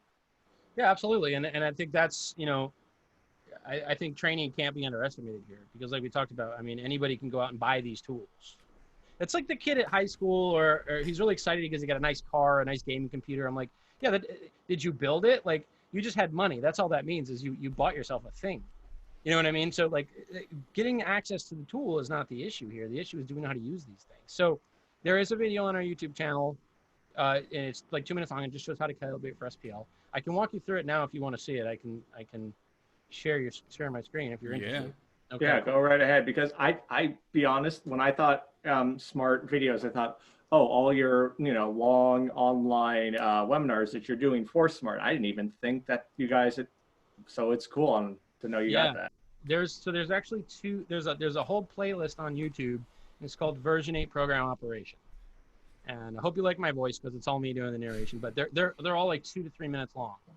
And it's a series of 15 videos, and it's not measurement theory. It's not how does this work under the hood. It's literally, what does this button do? How do I set it up for this? How do I configure this? And it'll take you through all the menus and all the options. And if you spend an hour and watch that series, you're going to know how to operate the software as a user, right? And so those are like little bite-sized things that you can take and grab the demo. I'll have to have a look at that then. So because it's funny, Michael, Liam and I a few weeks ago were having this talk. It's like, we've watched some of the long Smaart videos that were released, what was like a month or so ago, and it was like, I've gone through the full series of those. Yeah, as useful as they were, but I was just like, man, some of the stuff I'm like, you know, I just want to get it running, like, and get going, but knowing those exist is pretty awesome. Yeah, and that's the idea, is, you know, this is not, it's not training in the sense of we're going to go through, like, I mean, there's no getting around the fact that if you're going to use an analyzer, you need to have some understanding of measurement theory, right? Because how this button works does not answer the question of where should I put the mic, how much averaging should I use, what does this coherence trace mean? Those are measurement theory questions. They're not how to use Smaart questions, but those things are so intertwined that, but yeah, I mean, if a very specific thing, how do I create a live average, right? Something that simple. Okay, here's a 2-minute video that shows you how to create a live average. So that series is there, and that's something to check out. So let me show you calibration. So what you're looking at here is version 8, and I've just hit reset to defaults. So if you install the program and you boot it up, there's nothing's been configured yet. Look up here in the only thing, if I go to my IO config, I've checked generator, because I don't have a mic connected to an interface, but we're just going to pretend for this purpose that we're seeing a microphone, measurement mic, okay? By clicking this box, I enable the input to be used, and that adds it to my drop-down menu up here I can then choose from all my active inputs just to get them on the meter here. By the way, if you press K, that becomes a clock. K for clock, right? But we're gonna look at the SPL meter. And notice that I can't choose any options right now other than full scale peak. That's the digital value. Full scale is zeros at the top. The numbers are negative. They tell us how far our level is below full scale, right? So basically how many dB can we turn up before we clip? That's what that means. I can't choose any SPL metrics because I'm not calibrated. When we're talking about calibration, Smaart doesn't know what's happening at the microphone. It just knows that the microphone produced a voltage, and the voltage went into our interface, and the interface sampled that into a digital value, and Smaart sees the digital value. That's dBFS. That's what we're seeing there. So in order for Smaart to know what acoustic pressure at the microphone caused the digital value that it's seeing, that's calibration. And when we do that calibration, then Smaart will know, oh, well, you told me that when I see this digital value, that it was caused by this SPL, and so now I can make statements about SPL. So that is calibration from a theoretical concept. Does that make sense? All right. So I'm going to go to the other thing that we're going to do. A calibrator produces a sine wave at a specific level. We're going to mimic that. I've set my generator to pink noise. First question is, we're going to take our calibrator. It's going to go beep. It's a 1K sine wave. Does anybody know why we use 1K? Any guesses? Okay. None whatsoever. The reason is, okay, I'll show you. We have some pink noise here. I'm going to make it lines. And I'm also going to go and make these traces really thick just so you can see them a little bit better. I'm going to put an A weighted on this pink noise, and I'm going to put C weighting on this pink noise. Okay, so now why we use 1K is obvious. That's where the curves are the same.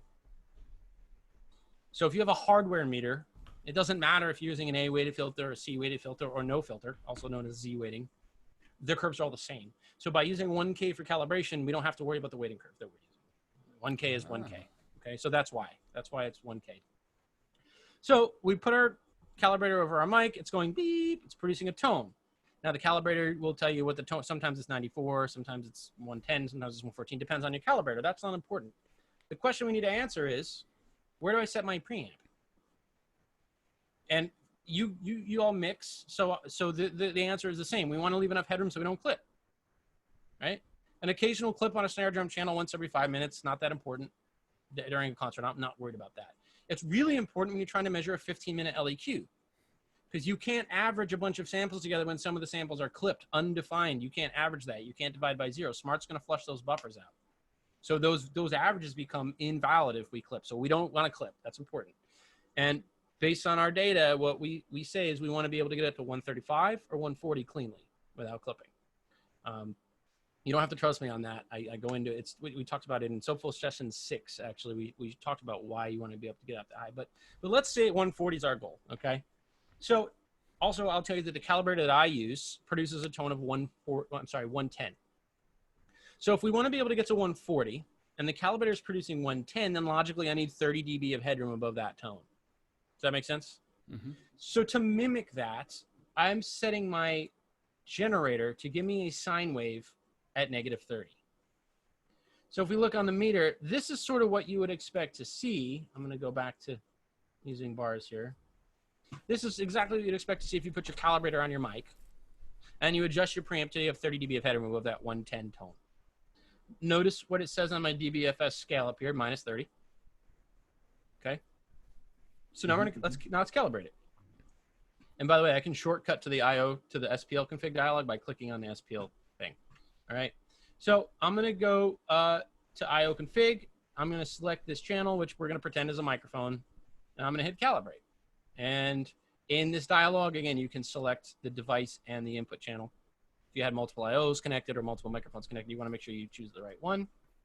There's an input meter here. We can see we're hanging about -30. That's what we expect. I'm going to go ahead and hit calibrate and let it go. There it goes. Okay. It's going to measure the level.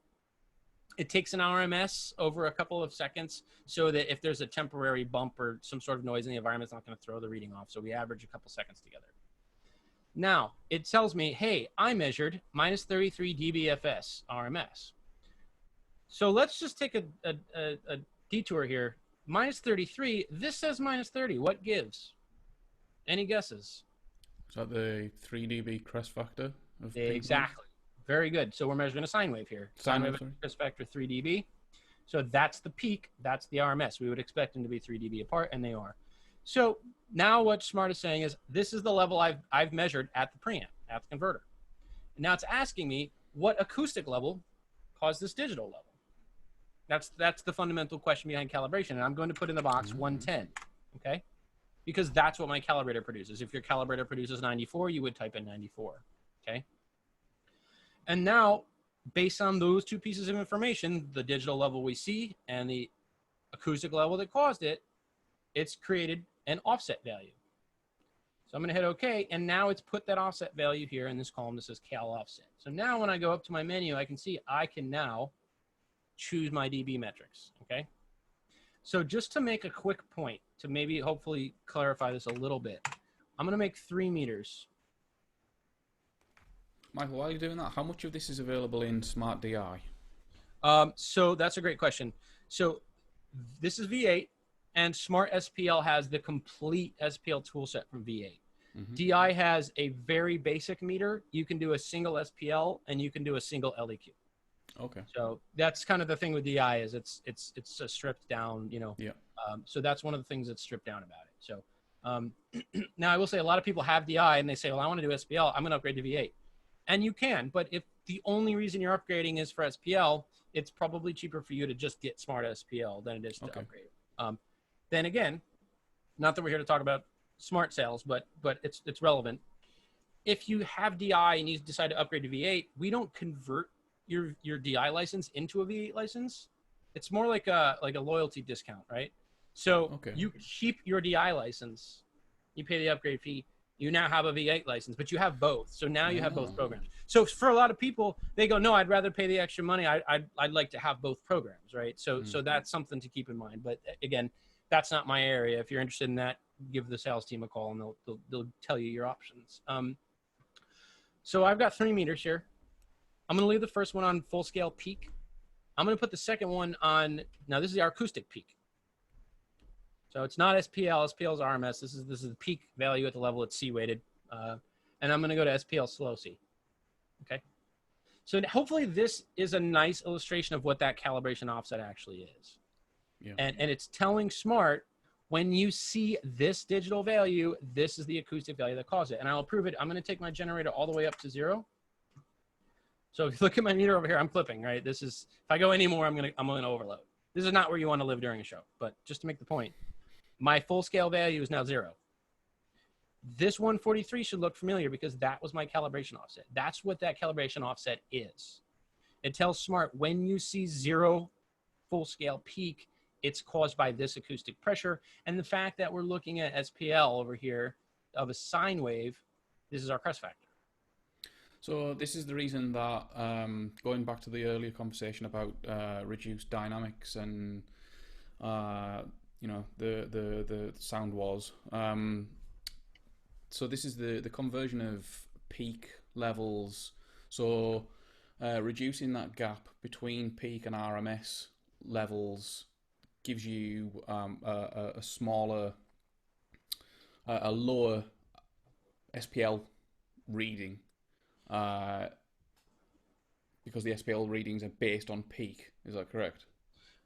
So you're sort of there. The thing is that it's the peak that is going to clip our rig, and it's the peak that is going to play a lot with our perception of impact. Yeah. Okay. It's SPL, which, by the way, SPL is defined as RMS. So by definition, SPL is RMS. So this is the stuff where that's what drives most meters. That's going to drive your LEQs and your SPLs, and that's what's going to be your limits that you're held to. So let me put this on pink noise, and I'm not going to change the level. So what we're going to see is our peak levels are going to stay up around 140 where they were, but our SPL is now down much lower. So let's flip this the other way around. Let's say that it's our SPL that we're held to a limit. I can't go over 130 here. Mm-hmm. Pink noise has a crest factor of 12 dB. And by the way, if you subtract this from this, you're going to get about 12 dB. So that's what we expect. But if I compress my mix, so my RMS is staying at the same level, I've just pushed those peaks down. What I now have is a mix that doesn't sound as impactful. it's going to have the same perceived loudness, but it's going to sound kind of dull because I've crushed all those peaks out of it. The peaks are what the transients, the snare drums, right? That's what gives it that life and makes it breathe. So I would argue that a less compressed mix at the same SPL on the meter is going to sound more dynamic, more impactful because we kept those peaks intact. And that's sort of what Scott was talking about with the loudness wars. What they were doing is in the digital world, they wanted to get their RMS level, their SPL, as high as possible because that's the perceived loudness. So they would limit the clip. They would clip the recordings and limit them and then raise the whole thing up, take it back to clipping. So as the RMS came up, it sounded louder, but the recording sounded like garbage because all the peak information was missing. So if you take that logic and you flip it around and say, we're being held to the RMS, it's the SPL value that they're enforcing. I want my mix to have impact.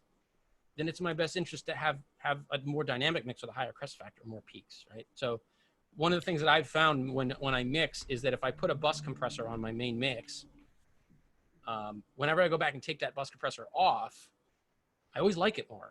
I don't like that bus compressed sound because it doesn't change the perceived loudness to me very much. I hear the transients on the snare and the cymbals, like I hear that those transients are sort of degraded by that compression. It's grabbing those peaks, and I don't like that sound. So to me, keeping those peaks intact is what makes my mixes sound more energetic, more dynamic than if I was crushing those peaks off. So that's a very, very long sort of rabbit hole there. But yeah, hopefully that ties a couple of those concepts together. Yeah. Yeah, it does for sure. And just like, because that was one thing I was always hesitant in wanting to like, I mess around with like Smaart and other, similar programs, but I knew never I could rely on them because I didn't know, like, because I always knew, well, I got to calibrate it. And I always thought, because there was one time when I was in recording college, like the calibrate that you have to do all this thing, the room has to be this, and this, just what you did there, I was like, oh, okay, there's a few steps, but it's not this huge, complicated process that takes hours upon hours. You can do it in 2 minutes and you have a calibrated mic. No, yeah. And so, I mean, I stopped at a lot of places along the way because I was explaining to you what I was doing, but the process is put your calibrator on, hit calibrate, let it run, type the number in, hit enter, you're done. It's a 10-second process, right? So it's really not, the thing is getting a calibrator that's going to give you information that's trustworthy. That's our big concern when it comes to that stuff, right? And then the step from there to being legal as well is having everything certified. Yeah, so then you're getting into compliance, and that's where if you look at a system like 10easy, which for those who are not aware it's sort of a black box system. It's USB. You plug it into your computer, and then it's hardwired to its own mic, so you can't change a calibration value. You can't change a preamp. This thing comes from the factory, calibrated as a black box, and it's tamper-proof. So if it tells you that the level was 132, that level was 132. Whereas with Smaart, someone could reach over and just turn their preamp down if they didn't like what it said. So the issue is not one of accuracy, because the accuracy that I can get to with my calibrator here in my house, my own interface, my own measurement mic, I can be within a half a dB. That's a class 2 calibrator, right? You can do that for a couple $100 a channel. 10easy, the reason 10easy costs $1,500 a channel is not because it's more accurate, because it's not. It's because it's compliant. It's because that there's no way to fudge that data. So if you're going to court and you have a lawsuit on the table and you need to prove without a shadow of a doubt, that this is what the level was and that data needs to rise to that legal standard, that's why you look at something like 10easy. If you're saying, I only want to buy this because it's going to give me a more accurate measurement, that's not necessarily true. It's the compliance. My rig is just as accurate, but it's not necessarily compliant because there's no guarantee that I didn't turn the preamp down or that I didn't tell the Smaart that it was actually 130 when it was 120. So that's the difference there, and that's why those black box systems. So 10easy is a common one in the United States, but there are others, and that's why they cost so much more.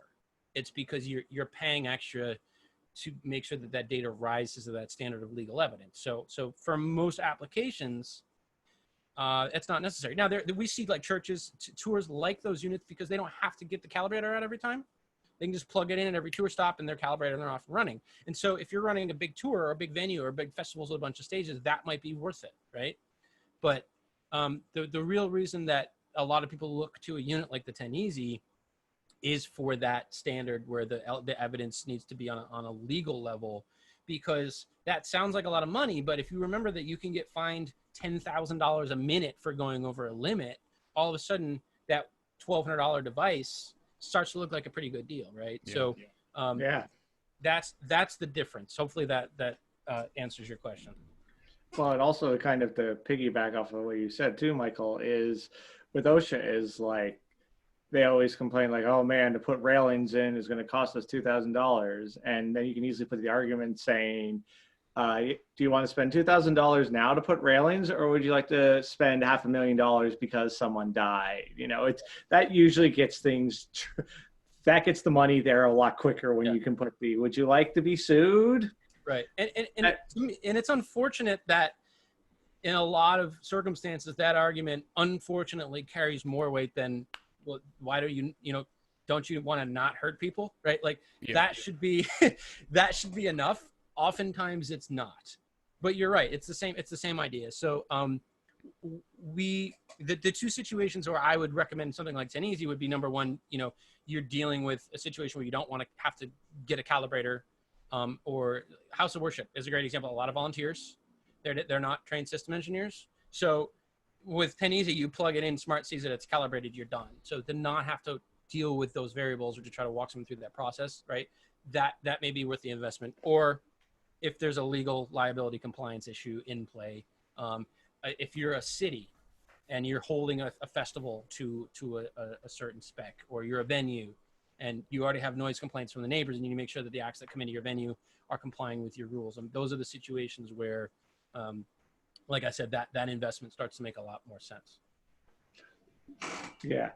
Michael, just to kind of like, and this was a great rabbit hole, I'm glad we went down it, but just kind of maybe to kind of get a little bit back to what the main first half of this was supposed to be, was in your experience as a system tech, like, well, the first question should be, have you been on any like shows or festivals where you were the system tech, and not just for the band, but like for the actual festival? Yeah, I have. And I think the thing to remember with that is it's really a service job. Every engineer that comes up, the festival that I most recently was a system engineer for was small enough that most of the acts were not carrying their own console. So during the advancing process, what we said is, okay, we have consoles X, Y, and Z available. Which one would you prefer? And then we took those consoles out to the show.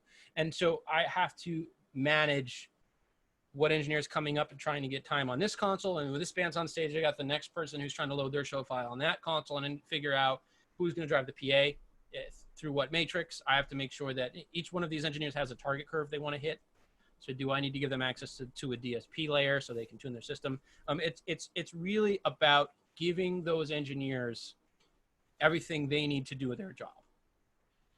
In an ultimate world, they would just come in, load their show file, hit go, and mix their show, and then get on the truck and leave, right? That's what we all want. We don't want them to have to deal with our matrix, or because our recall safe was screwed up, or have to go up on stage because our patch tech screwed it up. I'll return to advancing. I think advancing is important. Target curve is not, there's not that much you can do unless you have something like a lake where it's going to give you layers of EQ. A great tip that I'll give you is to use a production console. If you have multiple consoles at front of house, run them. You can use Dante AES, something digital, so people don't have to worry. I mean, I don't really buy into the whole, I went through a second analog stage anyway. I don't really care. But, get all those consoles together. If you run them through a production console, even a small digital, like an SQ5, something like that, right? Now I can do, each engineer can have their own system EQ. I can put EQ on their specific input, on their matrix. So if this person wants a tilted PA, the next person wants a flat PA, that becomes really easy. Production console is great for, you can play house music from that, which means I could completely take a console offline, unplug it, swap the next console in. Public safety is really important. Just because I have a console offline because it's being changed over, I still need to be able to address the audience at any time. If there's an emergency, I need to be able to get on a mic and say, ladies and gentlemen, whatever, right? So having that production console, which if you're involved in an event like that, asking for a little tiny console, a small format digital console, is not going to break the budget. That's fine. They'll give you an SQ5. They'll throw it on. You know what I mean? It's like saying you want an SD7. So spend a little extra budget, get a production console. How about this one? Label the stage plots. A lot of bands don't have the name of the band on the stage plot. And it seems obvious when you get a stack of 7 stage plots and none of them have the band name on it, you're going to have a really confusing day on deck, right? So make sure that if they don't come in labeled, label them. I want to write their time slot. I want to write what time they get on stage, what time they're going to start to play, what time they're done playing, what time they're going to get off stage. I'm stapled with their patch list, their input patch, their output patch. I want to have all that information in the hands of the stage crew as early as possible.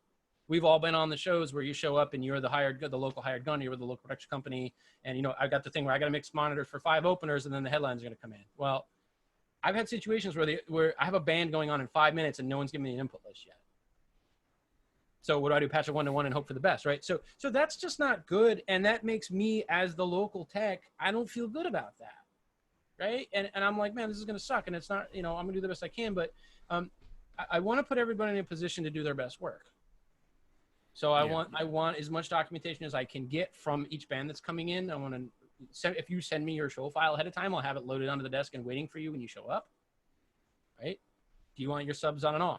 Do you want them on a crossover, right? Those types of things. I want to think about the conversation I would have with that engineer before their band comes up and then have that conversation 2 months in advance.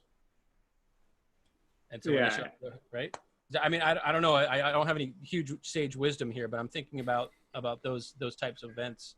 I've been also like, I'll tell a story where I was at a jazz festival. I won't name where it was, but where I had been, I had been on the books as I was going to be the A1 for at least it was a week or two. And my email was obviously in the system and all that. I didn't get the show order or the like stage plots till I arrived, which someone would be like, why didn't you look at them all? I'm like, because the first band showed up in like, because the way my call was, the first band showed up in like 10 minutes. So I'm like, and I had a 15-minute changeover for each one.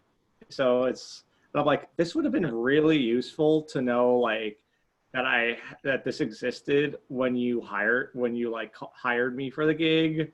Like, those are the moments that annoy me, like when the information is sitting there and no one's passing it out. Like, I understand in some cases when the band hasn't given it, but it's like, come on, you had this information. Well, that doesn't serve anybody. You know what I mean? And the other thing is, if I can give that information on my A2 when I walk in, that means I don't have to worry about that again. I have a grade A2 on my shows and I go, hey, Dave, here's all the information. And then that means I don't have to set foot on stage for the rest of the day and I can deal with what I need to deal with out front because he has what he needs to do his job on stage. He can run that deck. So by giving him that information, I'm making my own job easier, right? And here's another thing I'll say, learn the console. And you're in these situations where you have to do a lot really quick because we didn't get the information. If you're not fast on a console, that you're shooting yourself in the foot. So I do this exercise with my friend Ryan John, Mix 45. You get a set of multi-tracks. You got to start from a blank console. You get 45 minutes to put the best mix together you can. And that's about mixing, but it's also about learning your console. And I own 3 consoles, and I do that once a month on each console, just so I'm not getting rusty at how this console operates. That's important right now when we're not doing anything. Remind us again which consoles you own. I know you mentioned it on Signal to Noise. I can't my first console was an X32, like many folk. I have a Midas Pro 1, and I have an Allen Heath SQ5, which I really like. But they're vastly different in terms of how you get them to do things. And so if you're slow with something like patching, Festival Day is going to suck, right? So 2-part advice is learn the consoles that your company has access to, the consoles that you're going to be working on. Learn those consoles. Really, really learn them. And then you can worry about the other things that you need to deal with and not, oh, crap, I forgot how to insert a reverb into the library on this, right? The flip side of that is I bought my own console specifically so that when I'm dealing with these high-pressure production situations, I know that I have the tools I need to do my job. I can walk in and say, I'm good. I built my show file at my house. I'm ready to go. What else do we need to worry about? And because I own the console, that's the console that I'm using all the time. I'm really quick on that console. And it's not about this console better than that console. Buy whatever you want, right? But know it. Know how to use it. And if you're a system tech, learn your tool. If you're a smart user, learn smart. If you have 15 minutes with a system and it takes you 10 to set up your smart rig, that's a bad situation, right? Yeah. So learn your tools. And that's why one of the things I've done as a freelancer is invested heavily in my own tools. I own my own DSP. A lot of guys don't own their own DSP. But the reason I do is it removes variables. A lot of the venues around here, they don't have DSP, or it's locked in a closet. I can't get to it, or I got to deal with, oh, well, you got to wait for so-and-so to get here. He's got the password for the iPad. I don't want to deal with that shit, right? I got my own stuff. I can show up and I can roll. Now, that doesn't make sense for everybody to do that, to make that investment. It's a big investment, so you got to run the numbers a little bit. But I'm not a rental company, so that stuff is not going to pay itself off by being rented out. I don't rent that console out and make $300 a day or whatever. I don't do that. So in that sense, it's sunk cost. I spent that money and it's spent, right? But I feel very strongly that because I invested in my own tool, I know the tool, I'm competent at using the tool, I can quickly get results I need, I'm faster, I'm more accurate. That keeps the phone ringing. Because then when I get into these production situations, and don't get me wrong, I've gotten the gigs where they fired the last person. So someone cared enough to fire this guy and call me to come in and do a better job. So that does matter. So the fact that I can come in quickly and get good results, and most importantly, the people who call me now feel like they don't have to worry about it, because we're selling peace of mind, right? We're not selling a nice mix necessarily. A lot of corporate stuff, college stuff. What they want is to not worry. So if you can get to a situation where they go, call Mike, when we call him, everything's great, we have no issues, and we can worry about other stuff. That's what you're selling. And that doesn't have a price, right? So I get there. Part of the way I get there is by owning my own tools. So when I show up, I've eliminated variables. I can just plug in and go. That's not the whole equation. You have to know how to use the tools. You have to know how to deal with the people, right? You have to be competent as a professional. But a big piece of that ingredient for me is that when you go, oh, okay, your house console's a 20-year-old analog board and you're trying to mix 19 labs on it. Okay, that's cool. No, I'll bring my console. You don't have to worry about that. You don't have a smart rig, I'll bring a smart rig. You don't have a DSP, I'll bring a DSP. I got you, right? I don't know a whole mic locker. I don't own a PA, but the parts of my job that I have to touch with my hands and operate quickly to get results, I own those things. So that for me has been, to kind of tie back to the local production thing. Look, your system tech on a festival, you're probably gonna have to mix some bands, right? Yeah. Don't shoot yourself in the foot. Bring along a tool that you can use. And like, do you know your console well enough to patch it while you're having a conversation on the radio with the A2? Because you got to do that at a festival.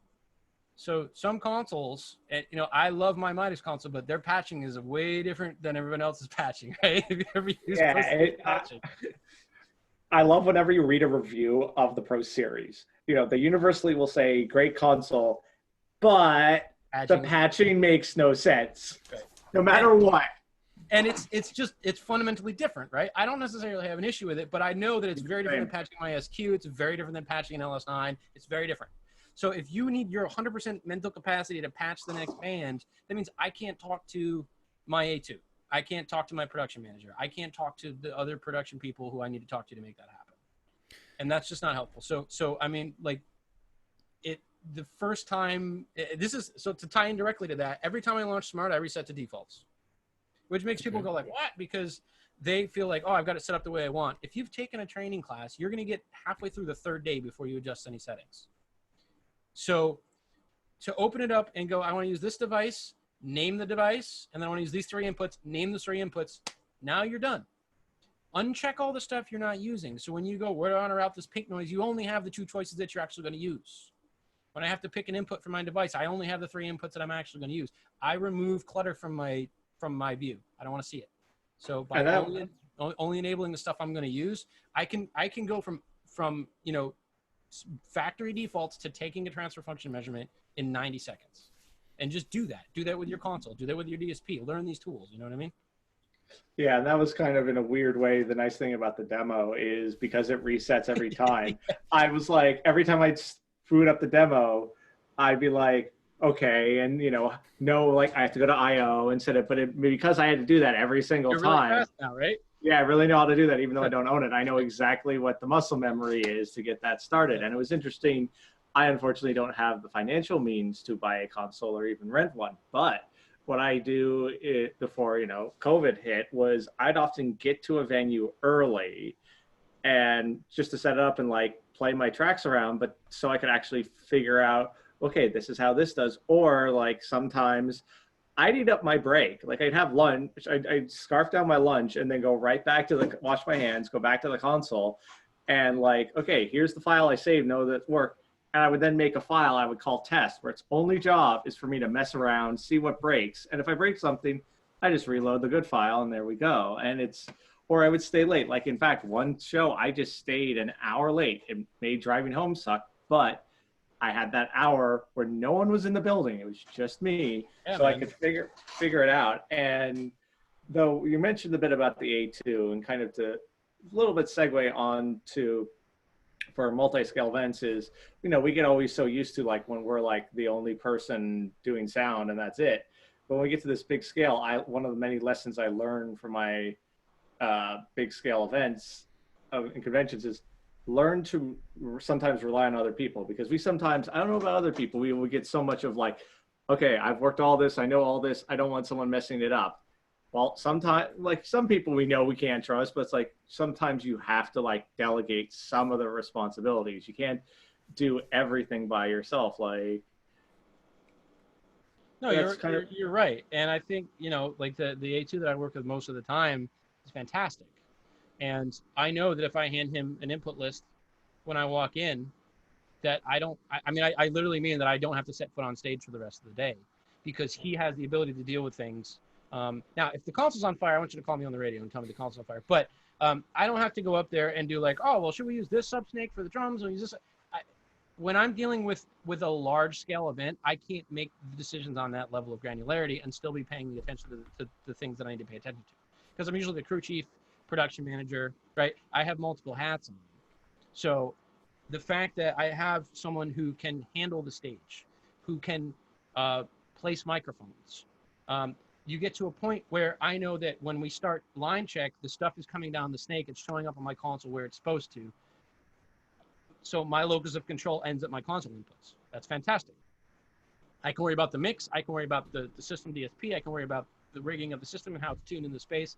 I don't have time to do all those things and patch 48 inputs on the stage, right? So you do have to get to a point as the show gets bigger, your circle of your locus of control, if you will, is shrinking. So you have to get to a point where you're okay with not having had placed every single microphone by yourself, or you know, that's not the way I want those monitors powered, but that's the way this person's going to do it. And just because it's not your way doesn't mean it's not a way. Now, I trust my A2 so much that I don't even say anything about mic choice. He will pick mics. He has great ears.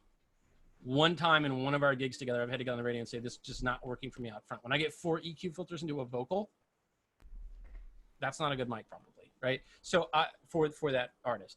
And that one time I called him on the radio, he was like, yeah, I hate this too. And we changed that mic out. But, you know, when you can take those decisions off the table, you can pay mind to the things you need to pay mind to, because you can't be on that level.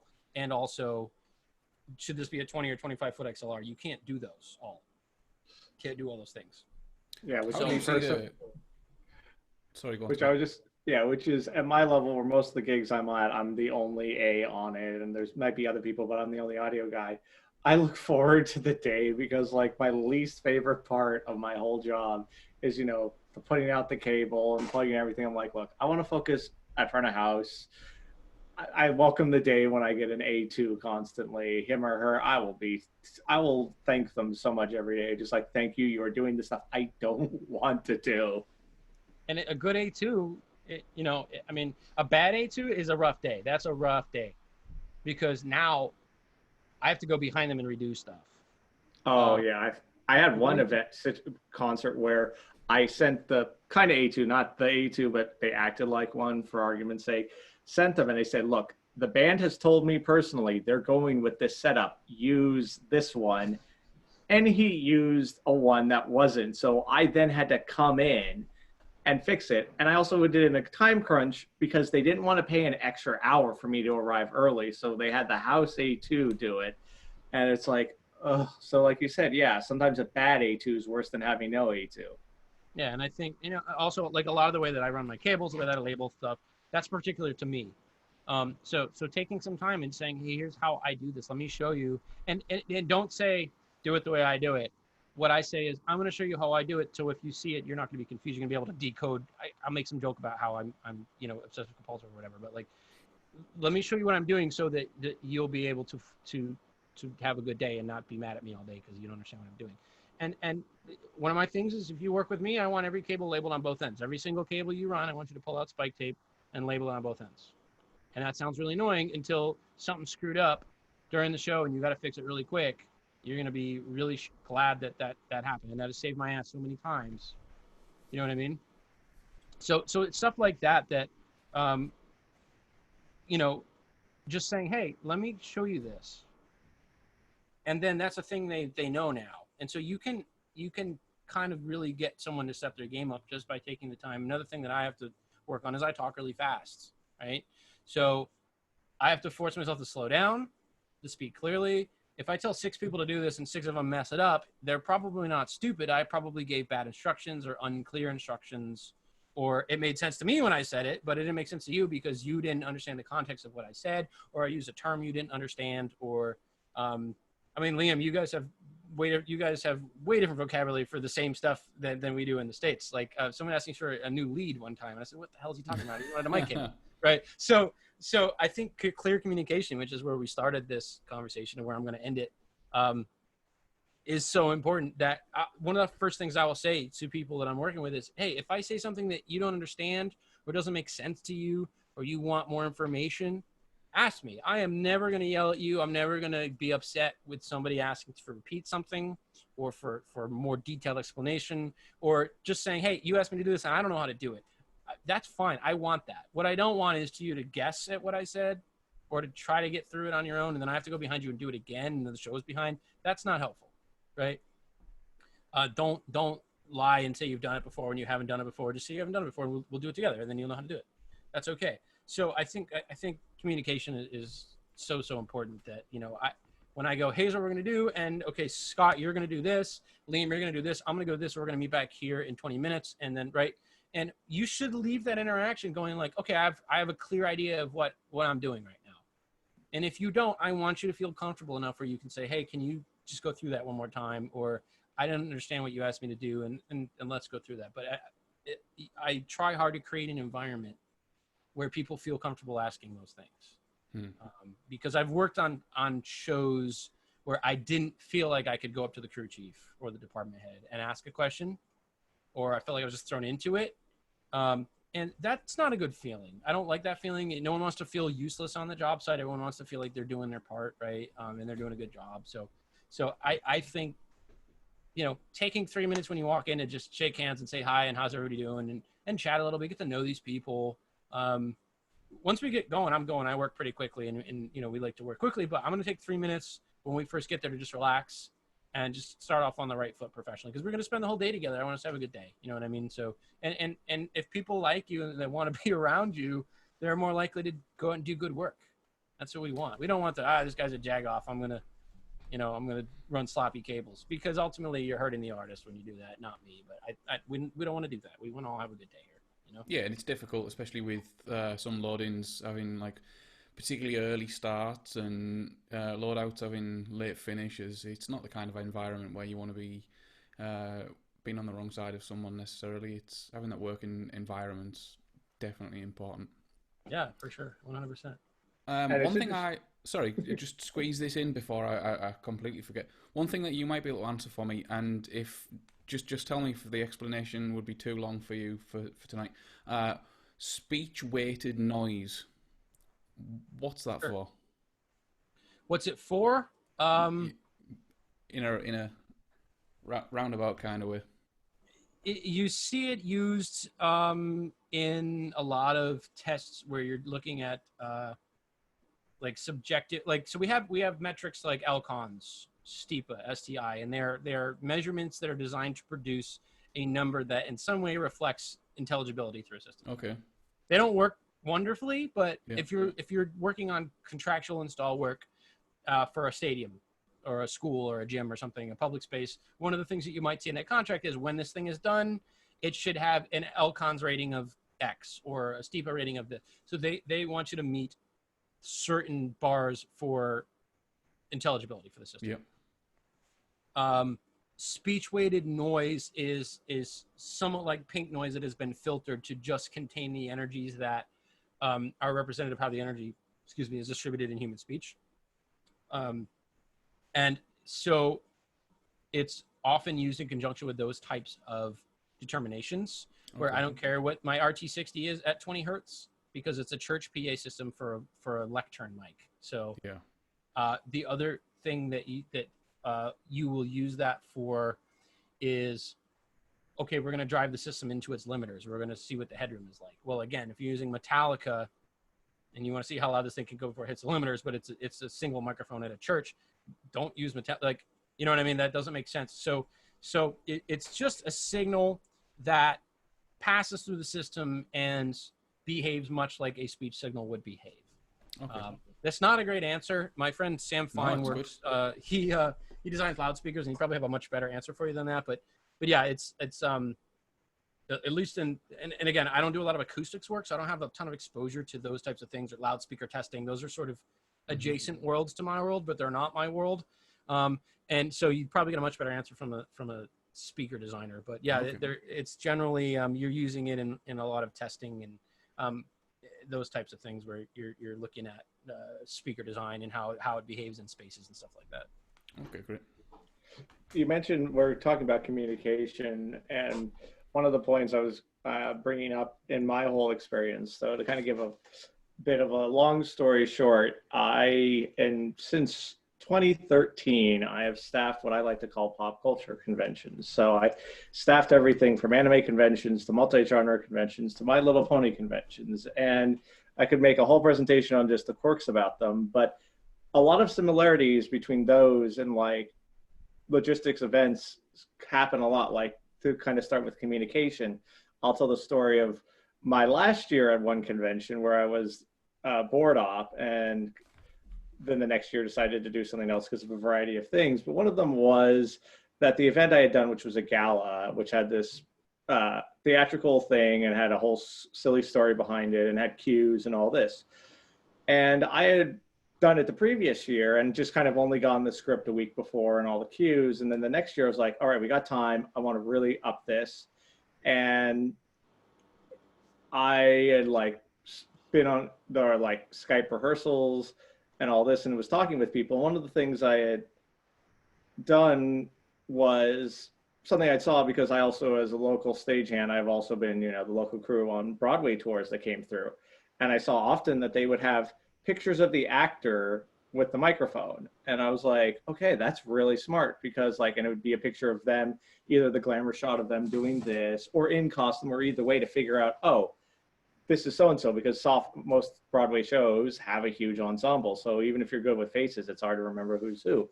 So I went about asking, now as a side note, all of these people are volunteer. No one was getting paid for any of this. I had just asked them over Facebook, hey, can I get a picture of you wearing your wig?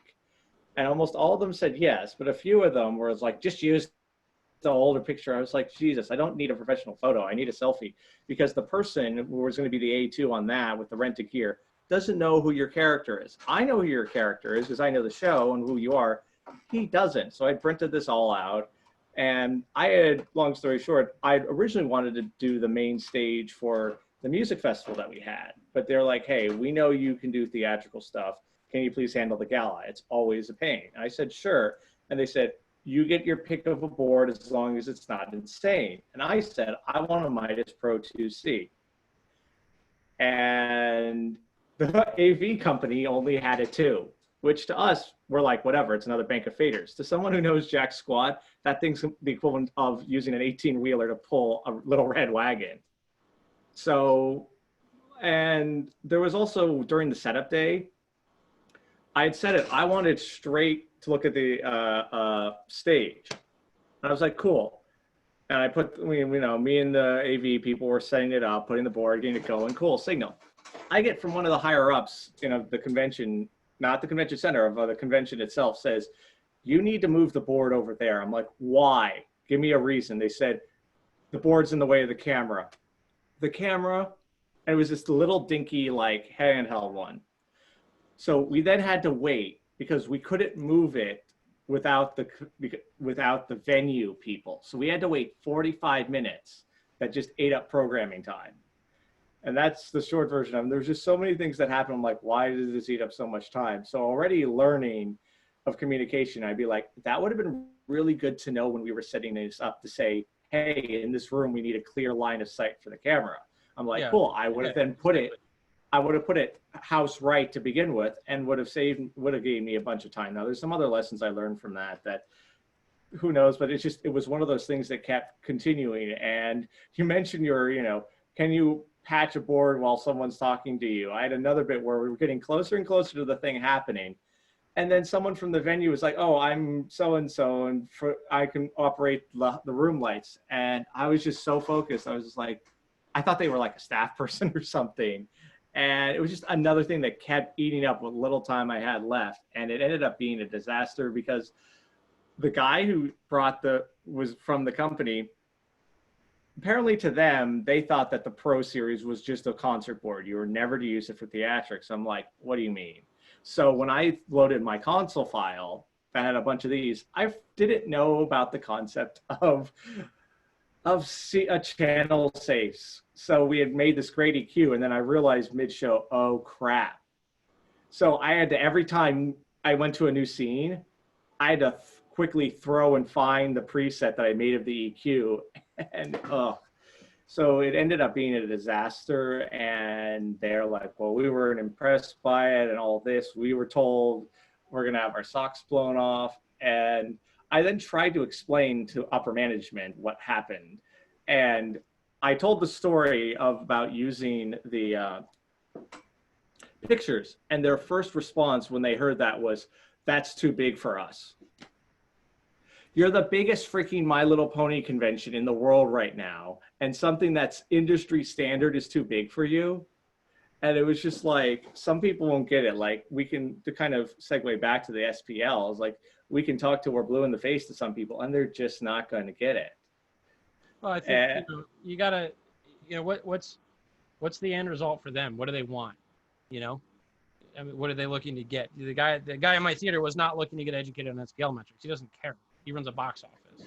What they want is to not have their clock fall off the wall, and what they want is to not issue refunds, right? So how do I use my knowledge of something that I spend a lot of time studying and working on that 99.9% of the people on the face of this earth don't care about? How do I use my knowledge and my experience to get this guy what he wants? And what he wants is to not give out refunds. And one of the things I kind of learned to kind of jump from that, what you said, Michael, is I learned it's like, especially in those scenarios, we're more than just a mixer. We have to, there's a whole lot of human interaction that has zero to do with our tech knowledge. And it's another thing I learned from that is I kept saying the phrase, it was a joke, but I was half serious about it. It's like, oh yeah, everyone's socks are going to get blown off. And because I kept pushing that as a joke still, like when the thing exploded in my face, everyone was like, Scott, you told us this was going to be so amazing. Why would we want to have you again when this didn't go well?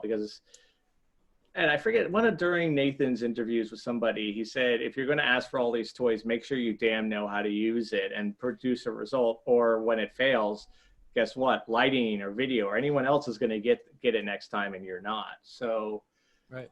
Well, and I'll close with this, right? Because I could show up to the band that I mixed down the street. They have an SI Impact. Okay. So I can show up to their shows and I can use their console, and it costs them $0. Mm-hmm. Or I can say, hey, if you pay me an extra X $100, I'll bring my Midas Pro 1. Why would they pay for that? I know why it's better. They don't know why. They don't care. They want to sound good. That's it. They are not going to pay more money so I can bring a console that costs more. That's not the sell, right? So and I'm not going to give the answer away, but if you think about why they wouldn't pay for that, why I can't charge them more for bringing a more expensive desk, and what I could charge them more for.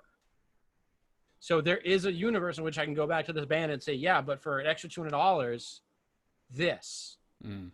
And when you answer that question, I think you're going to be a lot closer to navigating those interactions, because they don't care. And in the corporate world, they want the cheapest console they can get. right? Like that's not so I can't charge a client more because I come with more expensive stuff. I can't, right? So you have to really think about the end result of that, because this is all just gear is in search of an outcome. We use all this stuff to accomplish some sort of goal. So you have to start from the goal and work backwards. What do I need to accomplish this? And if it's that, well, if you let me bring this desk, then you don't have to hire a monitor engineer, because the way this desk is set up, it's very easy for me to run your monitors in front of house. Okay, now you're getting somewhere. Or if you let me bring this piece of equipment, I can multi-track your recording. And so that whole studio session you guys are going to do next month, you're not going to have to do it, because we're going to have all the multi-tracks, right? So think about, in terms of value for the customer, what things give them more value and what things don't.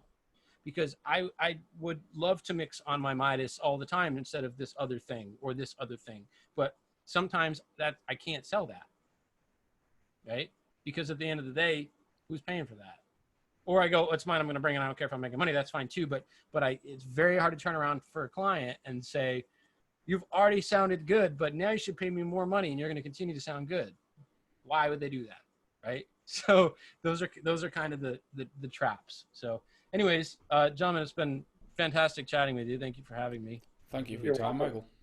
And I think at this point, we've been going actually for a while, so we're kind of going to end it here, and just thank you, Michael, and whoever is watching this, thank you for your time. We do this every Monday at 3 p.m. Eastern Standard Time, 8 p.m. Green Mountain Time, and thank you everyone for your time. Stop the recording.